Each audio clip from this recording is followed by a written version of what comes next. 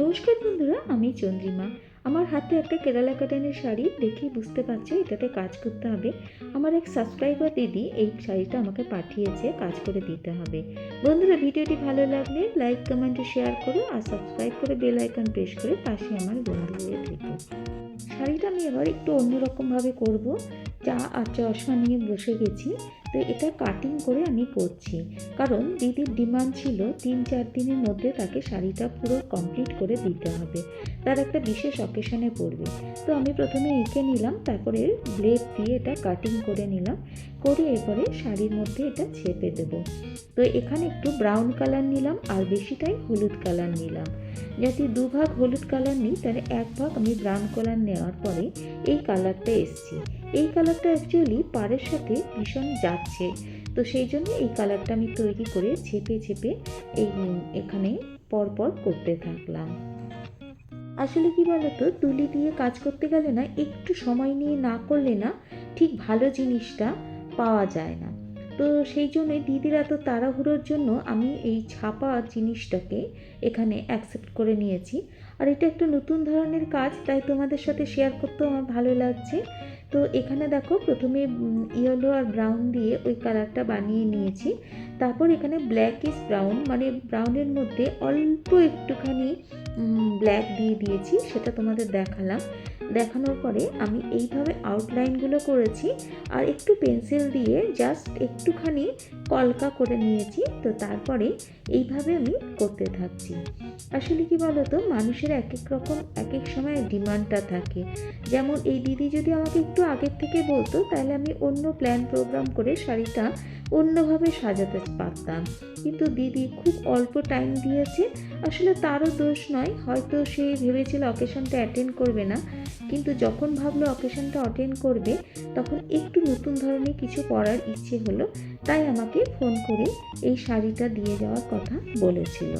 আমি না প্রথমে নাই করে দিয়েছিলাম, কিন্তু তারপর চিন্তা করলাম যে তার তো একটা ইচ্ছে, তার একটা বিশেষ অকেশনে পড়বে, তো আমি যদি সেই ইচ্ছেটুকু তার পূরণ করতে পারি, তাহলে দোষ কি, একটু নয় তাড়াতাড়ি করে রাত জেগে করব।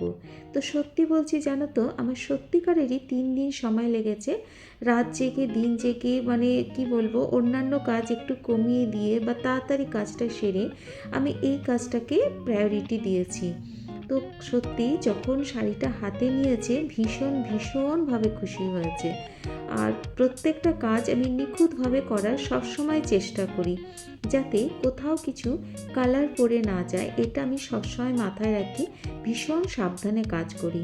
আর দেখো, এবার আঁচলে চলে এসেছি। তো আঁচলেও কিন্তু খুব আমি সাধারণভাবে কাজটা করার চেষ্টা করেছি। আর এই যে দেখছো, এখানে আমি একটা বড় করে পট এঁকে নিয়েছি। আঁকার পর ওই কি বলবো, কুচিতে যে কাজটা দিয়েছি সেটারই একটু মোটিভ এখানে দিয়ে দিয়েছি। এইভাবেই ছোট্ট খাট্টো ভাবনা দিয়ে শাড়িটাকে নিজের মনের মতো করে তুলে ধরেছি। দিদি কিন্তু কোনো দিন আমাকে কখনো বলে না, বা আগেও 2-1টা শাড়ি দিদি করিয়েছে, সব কিছু তো আর ভিডিও করতে পারি না সব সময়। তবে এটা যত কষ্টই হোক না কেন, আমি কিন্তু পুরো ভিডিওটাই তোমাদের সাথে শেয়ার করেছি। তো এইবারে কিন্তু আমাকে দিদি কিচ্ছু বলে দেয়নি যে এরকম করবে বা এরকম মোটিভ থাকবে। শুধু আমাকে বলেছিল যে একটু ইয়েলো টাচ যেন থাকে। তো সেটাই আমি সব জায়গায় রাখার চেষ্টা করেছি। তো সম্পূর্ণ নিজস্ব ভাবনা দিয়ে কিন্তু আমি এই কাজটা করেছি।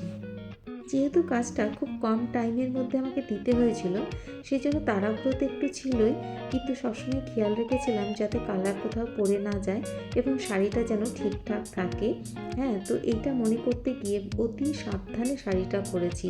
অনেক সময় কালার শুকাতেও তো একটু সময় লেগে যায়, তো সেই কালার শুকোনোর সময়টুকুও যেন আমি মানে অন্য কাজ করতে পারি, সেইভাবেই আমি কিন্তু শাড়িটা পুরো পেতে নিয়ে তারপরে করেছি। মানে এক জায়গায় কালার শুকোচ্ছে, আরেক জায়গায় আমি কালারটা করছি। আর রাত জেগে দিন জেগে কীভাবে যে শাড়িটা শেষ করেছি না, সত্যি নিজেকেই ভাবছি যে আমি কি করে পারলাম, পুরো মানে 3 দিনের মাথায় আমি পুরোটা কমপ্লিট করতে কি করে পারলাম। তবে আমার মনে হচ্ছিল আরও বোধহয় একটু কাজ দিলে ভালো হতো, কিন্তু দিদি এটাতে ভীষণভাবে খুশি হয়েছে, মানে যেমনটা চেয়েছিল ঠিক তেমনটাই নাকি পেয়েছে। তো যাই হোক, এইসব কথাগুলো শুনলে ভালোও লাগে। আসলে কি বলতো, এর কালার কম্বিনেশনটা না আমার নিজেরও ভীষণ ভালো লেগেছে।